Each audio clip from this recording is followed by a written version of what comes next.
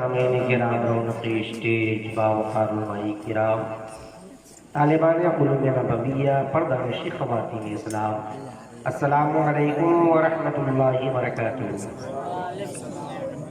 الحمدللہ کفا وسلام علی عبادہ الذین اصطفی، اما بعد اعوذ باللہ من الشیطان الرجیم، بسم اللہ الرحمن الرحیم، کل نفس ذائقۃ الموت، صدق اللہ مولانا العظیم وبلغنا رسول النبی الامین الکریم، ونحن على ذلك لمن الشاہدین والشاکرین والحمد للہ رب العالمین۔ ہوئی ہے ابتدا عالم کی انتہا کے لیے، ہوئی ہے ابتدا عالم کی انتہا کے لیے، بنایا جسے بھی رب نے وہ ہے فنا کے لیے۔ اور کیا ٹھکانہ ہے زندگانی کا، کیا ٹھکانہ ہے زندگانی کا، آدمی بلبلا ہے پانی کا۔ معزز سامعین کرام، آئیے اور آپ میں سب سے پہلے اپنی اور ساری کائنات کے مرکز عقیدت فدا امی و ابی جناب احمد مجتبی محمد مصطفیٰ صلی اللہ تعالی علیہ وسلم کی بارگاہ بقدس پناہ میں اپنے غلامی کا ثبوت دیتے ہوئے درود پاک کا نذرانہ پیش کیے، پڑھیے جھوم کر اللہم صلی علی سیدنا مولانا محمد معدن جود والکرم وآلہ بارک وسلم صلاۃ و سلام علیک یا رسول اللہ صلی اللہ تعالی علیہ وسلم۔ آقا کریم صلی اللہ تعالی علیہ وسلم نے ارشاد فرمایا، کل قیامت کے دن مجھ سے سب سے زیادہ قریب میرا وہ غلام ہوگا جو دنیا میں میرے اوپر سب سے زیادہ درود پاک پڑھا ہوگا۔ تو اگر دنیا میں ہم کثرت سے اپنے آقا پہ درود پڑھتے ہیں تو ہمیں یقین ہے کل میدان محشر میں آقا کریم کے قرب خاص میں جگہ ہے۔ لہذا ایک بار پھر جی لگا کر نبی اور آل نبی پر درود پاک پیش کیجیے، اللہم صلی علی سیدنا مولانا محمد معدن جود والکرم وآلہ بارک وسلم صلاۃ و سلام علیک یا رسول اللہ صلی اللہ تعالی علیہ وسلم۔ معزز سامعین کرام، آپ کی اس مبارک بستی کٹیا شریف میں میلاد شریف کی محفل میں پہلی بار شرکت کا موقع ملا، اور اسے بہت پہلے بچپنے میں طالب علمی کے دور میں جب سرکار حنیف ملت باحیات تھے، اسی وقت ایک بڑا جلسہ ہوا تھا، اس جلسے میں آیا تھا آج سے لگ بھگ 35-36 سال پہلے۔ پھر اس کے بعد کیا ہے، اس دن جنازے میں آیا، سنتا تھا اس گاؤں کا ماحول، لیکن اور آج دیکھنے کو مل رہا ہے اتنا خوبصورت مجمع جو بہت ساری بستیوں میں دیکھنے کو نہیں ملتا ہے۔ اسے سمجھ میں آتا ہے کہ یقیناً یہاں کا ماحول علمی ماحول ہے، اور یہ سب کیا ہے، فیضان ہے سرکار حنیف ملت کا۔ یوں تو فیضان ہے حنیف ملت کا پورے علاقے میں برسا ہے، لیکن میں یقین کے ساتھ کہتا ہوں کہ جتنا زبردست فیضان اس کٹیا کے مسلمانوں پہ برسا کہیں اور نہیں برسا، اور اس کا ثبوت بھی ہے۔ معلوم ہوا کہ اس بستی کے اندر اتنے علماء، خطبہ، شعراء اور حفاظ ہیں کہ کسی اور بستی میں نہیں ہے، بلکہ میں کہتا ہوں کہ 10 بستیوں کو ملائیں گے تب بھی کیا ہے، اتنے علماء نہیں ہوں گے جتنے علماء اس گلاب پور کٹیا شریف کے اندر ہے۔ یہ مکمل طور سے فیضان ہے سرکار حنیف ملت کا۔ اللہ تبارک و تعالی سرکار حضور حنیف ملت، نعرے تکبیر، نعرے رسالت۔ اللہ تبارک و تعالی جملہ مسلمانان کٹیا شریف کو اپنی حفاظت میں رکھے، بالخصوص ہمارے علماء، خطبہ، شعراء کا سایہ قادر ہم لوگوں پہ قائم و دائم رکھے، کہ آمین آمین یا رب العالمین بجاہ سید المرسلین صلی اللہ علیہ وسلم۔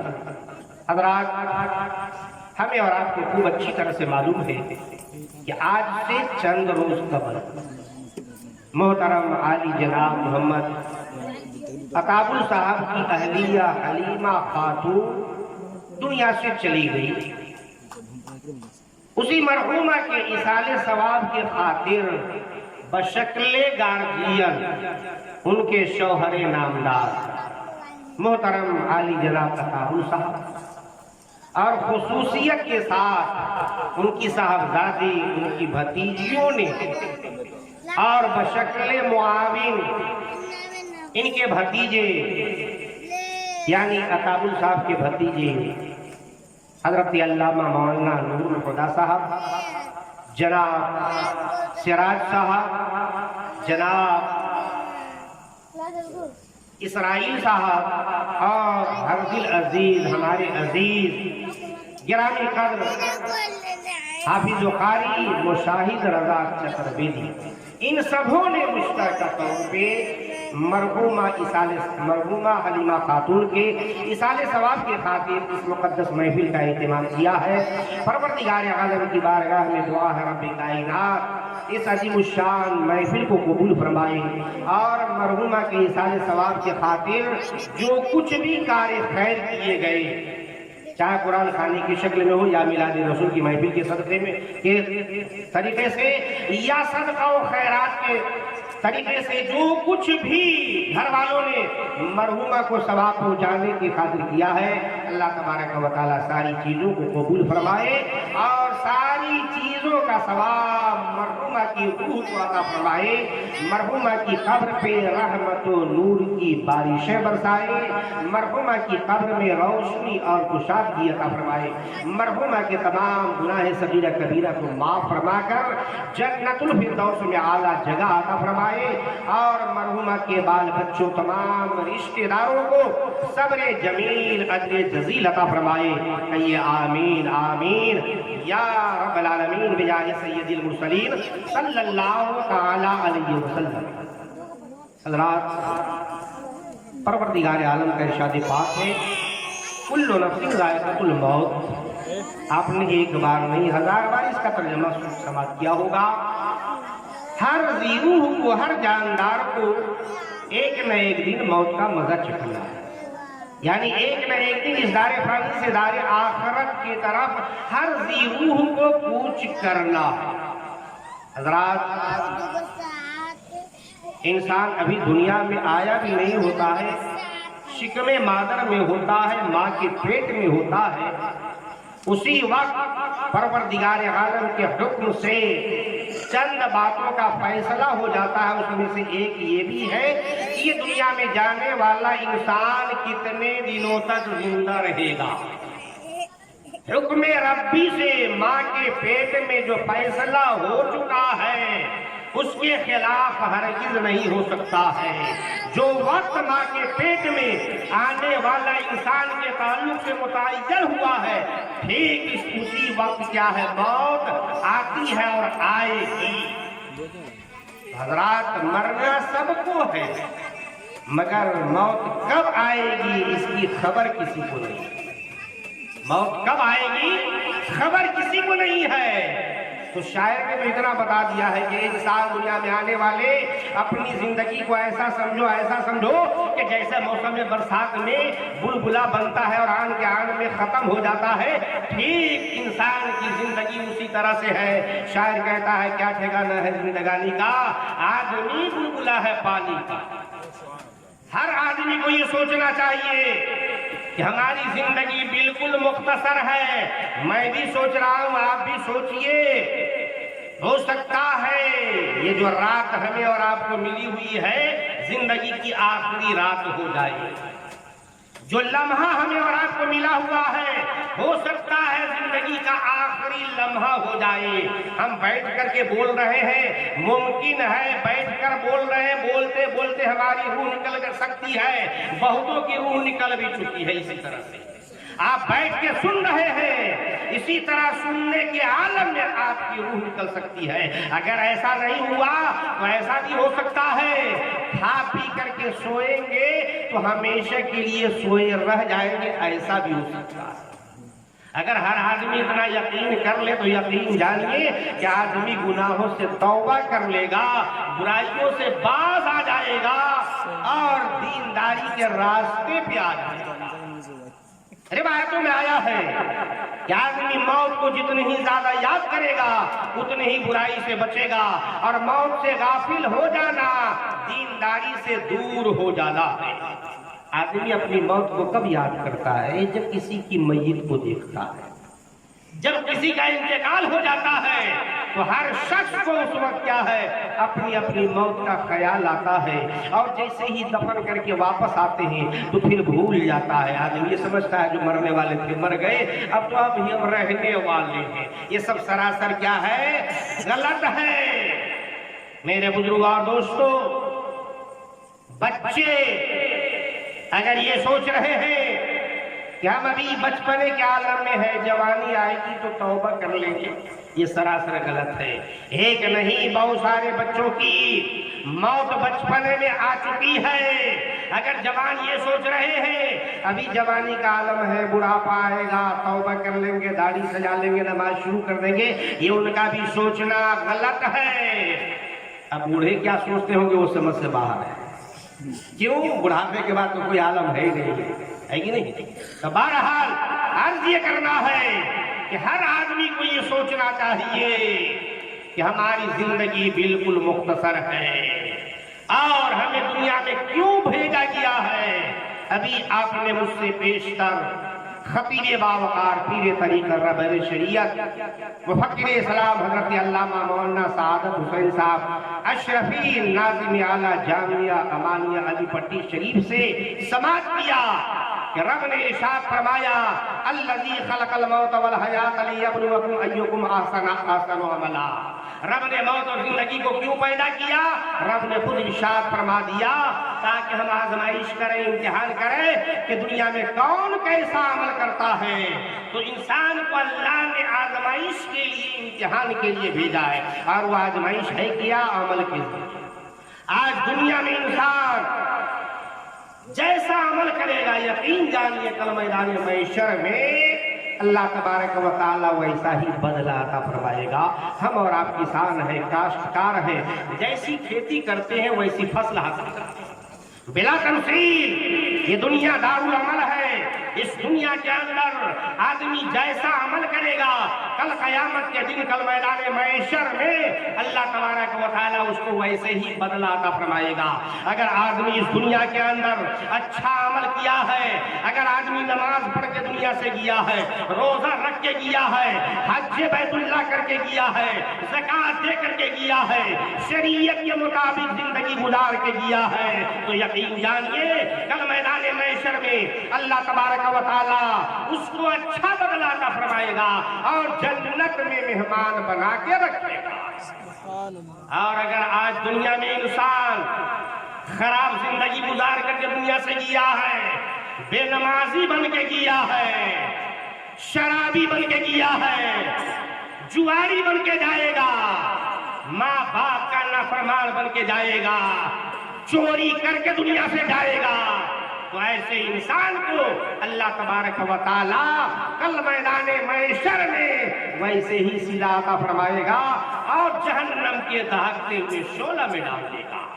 تو میرے بزرگ اور دوستو، ضرورت اس بات کی ہے کہ ہم اور آپ خود بھی دنیا میں اچھا عمل کریں، اپنے بال بچوں کو بھی اچھے اعمال کرنے کی تلقین کریں، اپنی ماں اور بہنوں کو بھی اچھے اعمال کرنے کی کیا تلقین کریں۔ اگر ہر آدمی ایسا کر لیتے ہیں تو یقین جانیے انسان اس دنیا کے اندر بھی کامیاب رہے گا، قبر کے اندر بھی کامیابی اسے ملے گی، اور کل میدان محشر میں بھی اچھی کامیابی ملے گی، مگر لوگ ایسا کرتے نہیں۔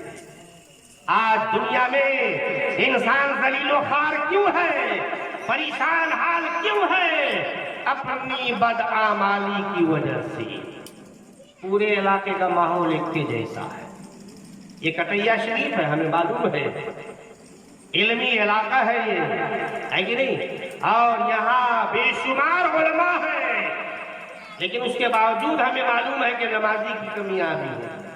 میں نے دیکھا ہے مسجد میں جا کر کے جتنی شہرت اس کٹیا کی ہے اس کے اعتبار سے پوری مسجد کیا ہے، 5 وقت نماز میں بھرنی چاہیے۔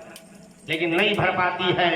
اسی طرح جنازے کے اندر اس دن دیکھا، ابھی آپ نے بلبل بنگال سے سماعت کیا کہ لوگ مٹی دینے کے لیے جاتے ہیں، دعا کرنے کے لیے جاتے ہیں نا، تو آدھی دعا کرتے ہیں اور بھاگ آتے ہیں۔ میرے بزرگ اور دوستو، آپ نے سرکار حنیف ملت کا فیضان ہے، آپ نے ان کا فیضان حاصل کیا ہے، تو آپ کی ذمہ داری ہے کہ آپ نیک بنیے، اچھا کام کیجیے اور خراب کام سے بچیے۔ جنازے میں جاتے ہیں تو آدھی دعا کر کے اور بھاگتے ہیں، یہ قطعاً مناسب نہیں ہے۔ اگر آپ جان بوجھ کے نماز چھوڑ رہے ہیں، یہ قطعاً مناسب نہیں ہے۔ اگر آپ گناہ کا کام کر رہے ہیں، یہ قطعاً مناسب نہیں ہے۔ آپ سایہ میں کس کے رہتے ہیں؟ اللہ کے ولی سرکار حنیف ملت کے سایہ میں رہتے ہیں۔ یہ ان کا فیضان ہے کہ آپ کو ان کے قرب میں، نزدیک میں رہنے کا شرف ملا ہے۔ تو آپ کو چاہیے کہ اپنے اعمال کو بہتر بنائیں، تاکہ اس دنیا کے اندر بھی آپ کی زندگی کامیاب رہے، قبر میں بھی آپ کو اچھی کامیابی ملے اور میدان محشر میں بھی اچھی کامیابی ملے۔ میرے بزرگ اور دوستو، نماز یہ سب سے بہترین عمل ہے، نماز سب سے بہترین عبادت ہے۔ نماز کے بارے میں کہا گیا ہے کہ زندگی کے آخری سانس تک اس کی فرضیت باقی رہتی ہے۔ اگر آدمی کھڑے ہونے کی طاقت رکھتا ہے، شریعت کا حکم ہے کہ وہ کھڑے ہو کے نماز پڑھے۔